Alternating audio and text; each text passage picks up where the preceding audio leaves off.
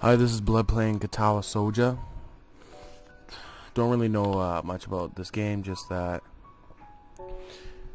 there's a bunch of it's like about a disabled school, I'm assuming.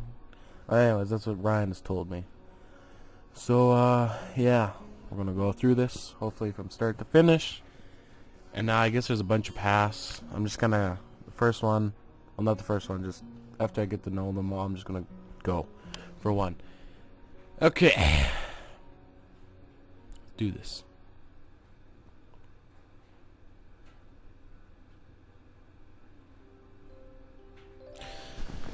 Okay, here we go. Start the reading off here. A light breeze causes the naked branches overhead to rattle like a wooden wind chimes. This is a popular tree for couples in the summer. That the deciduous trees provide a beautiful green canopy far out of sight of teachers and fellow students. But now in late winter, it feels like I'm standing under a pile of kindling.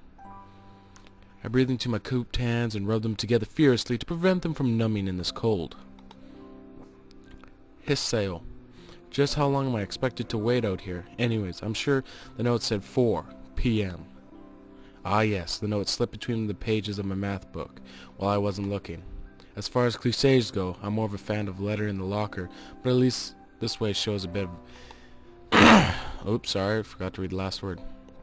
As I ponder the meaning of the note, the snowfall gradually thickens.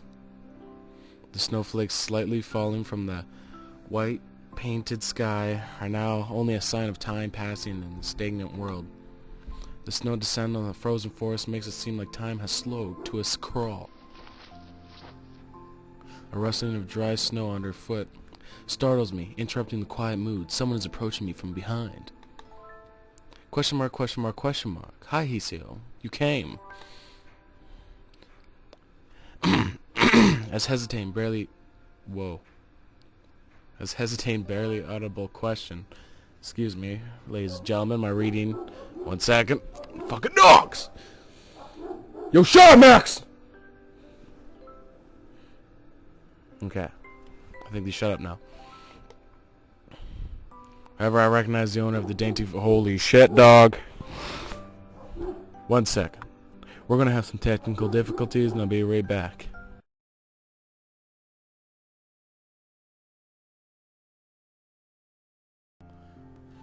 And we're back. Okay. Sorry. Technical difficulties. Well, not technical. They're just frickin' dogs and never shut up.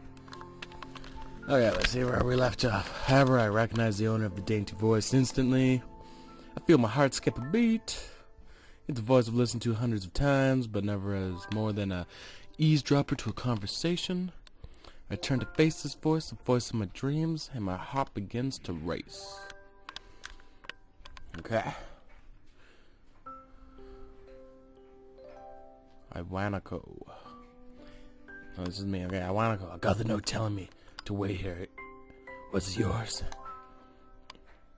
Damn it. I spent all the time trying to come up with a good line. That was the result. Okay, I think I'm going to do Batman's voice for him. And then when he's singing, it's just going to be my regular voice. Pathetic. And, okay, how am I going to do hers? Ah, yes. I asked a friend to give you that note. I'm so glad you got it. Before I keep reading, I don't get this. Like, he is in, like, pretty much a parka. He's got his gloves on. He's got, like, baggy pants and shoes. Maybe no toque. Likes his head getting cold. But then there's her. Little tiny jacket. A skirt that's flying around everywhere. Long stockings. Or the hell, long socks, whatever you want to call them. Which could keep her legs warm. And then shoes. Like, what the hell, Japan? A shy, joyous smile that makes me so tense I couldn't move a single muscle even if I tried. Red clouds. Red clouds. My heart is pounding now, as if we were trying to burst out of my chest and claim this girl from itself. Ugh. Now I'm gonna start reading like shit. So, here we are, out in the cold.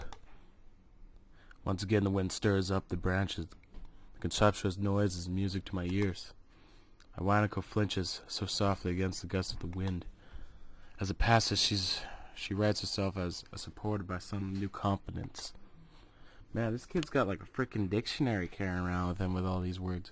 Her eyes lock with mine. She lazily twirls her long dark hair around her finger.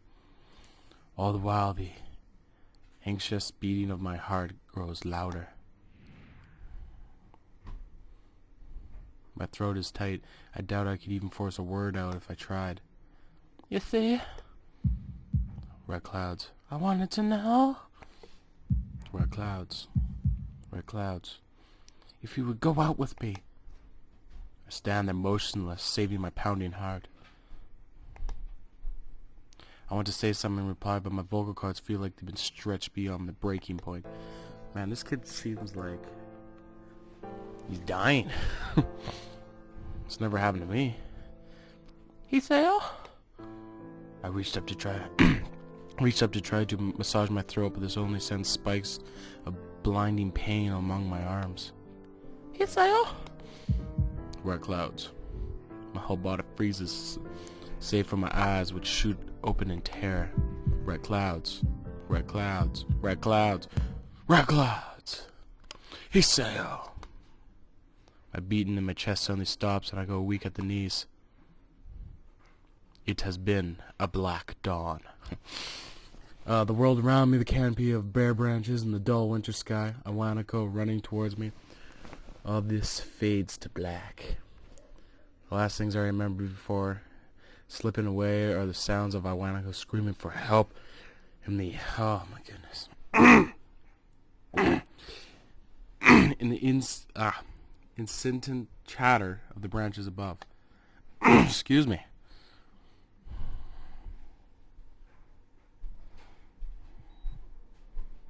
Beep, beep, beep. 4-Leaf Studio presents katawa shouja.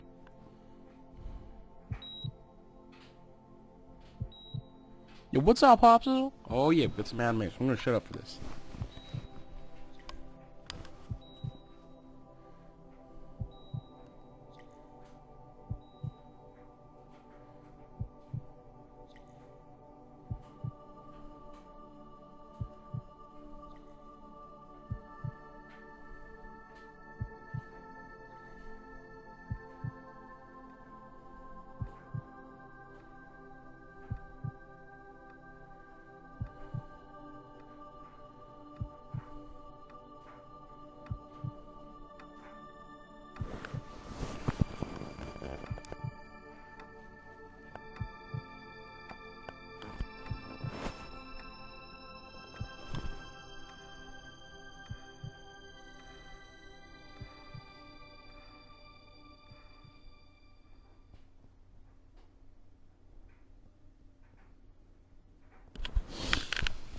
It's been 4 months since my heart attack. Oh, okay, so the girl asks him how he gets a heart attack. It's natural. It's natural. In that whole time, I could probably count the times I've left the hospital room unsupervised on one hand. 4 months is a pretty long time when you're left alone with your thoughts, so I've had plenty of time to come to terms with my situation. Okay. Arhithium. Arhithium. Okay, whatever.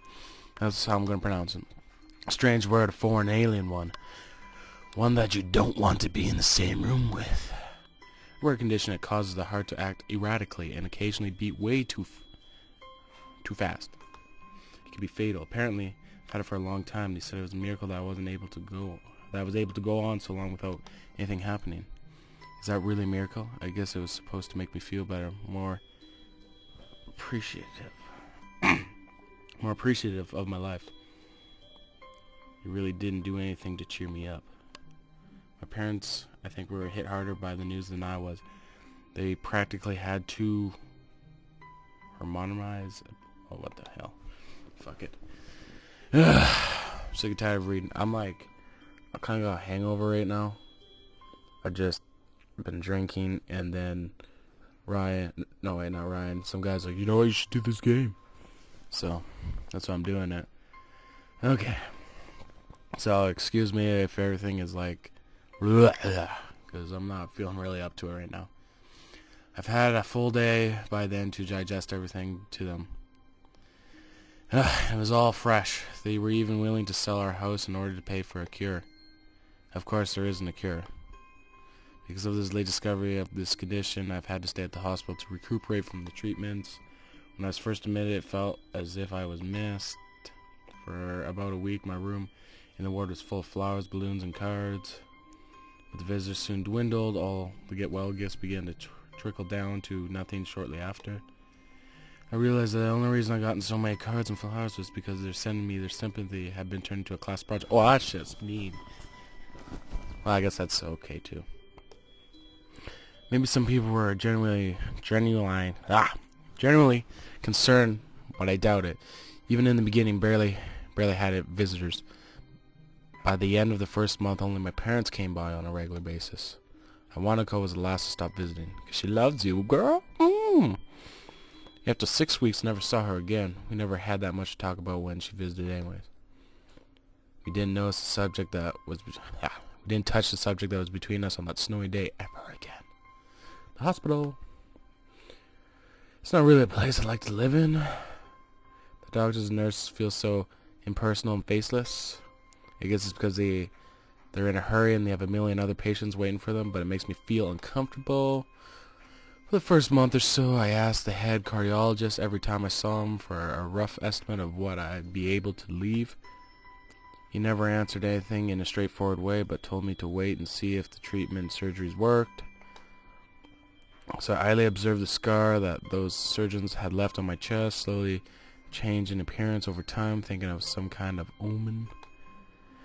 I still asked the head cardiologist about leaving, but the expectations are low enough now that I'm not disappointed anymore when I don't get a reply.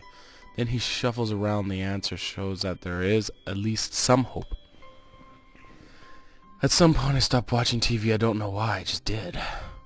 Maybe it was the wrong kind of escapism for my situation. I started reading instead. There was a small library at the hospital. Although it was more like a storeroom for books, I began working my way through it, one small stack at a time. After consuming them, I would go back for more. I found that I liked reading, and I even became a little bit addicted. I started feeling naked without a book in my hands. But I love stories. That was what my life was like. The days become increasingly harder to distinguish for each other, differing only by one book I was reading and the weather outside. It felt like time blurred into some kind of gooey mass. I was trapped inside instead of moving within. A week could go without me really noticing it. Sometimes I paused in realization that I didn't know what day of the week it was. But other times all the things that surrounded me would painfully crash into my consciousness through the barrier of non-chalice. Whatever, I can't read right now. I had to set up for myself. The pages of my book would start to feel sharp and burning hot, and the heaviness in my chest would become so hard to bear that I had to put the book aside and just lay down for a while looking at the ceiling as if I was going to cry. But that happened only rarely. And I couldn't even cry. No, he's a liar. This is his mind. He cried all the time. He's a liar. He's a little bitch. Today, a doctor comes in and gives me a smile. He says he seems excited, but not very. It's like he's trying to make an effort to be happy on my behalf. My parents are here. It's been a few days since I last seen them. Both of them are even sort of dressed up. Is this supposed to be some kind of special occasion? It's not a party. There's a ritual the head cardiologist has. He takes his time sorting his papers and setting them aside as if to make a point of the pointlessness of what he just did. Then he casually sits down on the edge of the bed next to me and he looks me in the eye for a moment. Okay, doctor voice. Hello, Hisayo. How are you doing today? Or how are you today? I don't answer him, but I smile a little back at him. I believe that you can go home now. Your heart is stronger now. With some precautions, you should be fine. We have all your medications sorted out. I give your father a prescription. The doctor has a sheet of paper to my dad, whose expression turns wooden as he reads it quickly. So many? So many? I take it from his hand and take a look for myself, feeling numb. How am I supposed to react to this? No, what's going on? Holy shit. There's no way he'd be taking all this, man. This kid would be freaking drugged up and Doped up for the rest of his life. He'd be on the bed, not moving.